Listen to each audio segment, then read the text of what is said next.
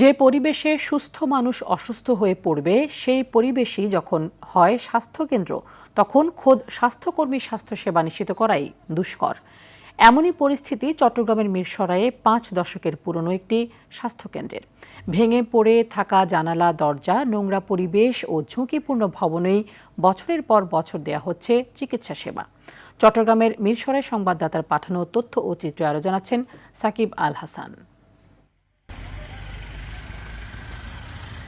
১৯৭৪ সালে নির্মিত হয়েছিল চট্টগ্রামের মিরসরাইয়ের এই স্বাস্থ্যকেন্দ্র ভবন। ৫ দশকের ব্যবধানে ভবনটির পলেস্তারার সাথে খসে পড়েছে ছাদের নিচের ঢালাই অংশ, বেরিয়ে পড়েছে মরিচা ধরা রড।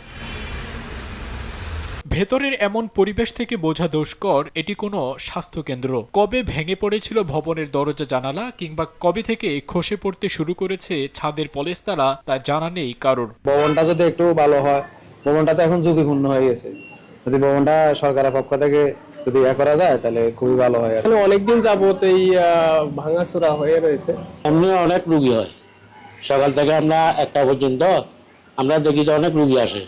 বর্তমানে 5টি পদে কর্মরত আছেন একজন মেডিকেল অফিসার ও একজন উপসহকারী মেডিকেল অফিসার। শূন্য রয়েছে ফার্মাসিস্ট, এমএলএসএস ও আয়ার পদ। এমএলএসএস ও আয়ার পদ শূন্য থাকায় স্বাস্থ্যকেন্দ্রের পরিষ্কার পরিচ্ছন্নতার কাজও করতে হয় কর্মরত চিকিৎসকদের।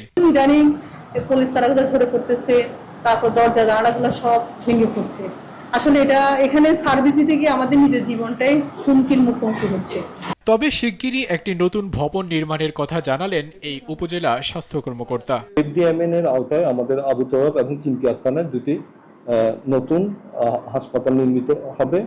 এটি অলরেডি পাস হয়ে গেছে। আশা করি আমরা এটা এই বছর, এই অর্থ বছরে হয়ে যাওয়ার আশ্বাস পেয়েছি। আমরা আশা করি এই অর্থ বছরে এটি শেষ হতে পারবে।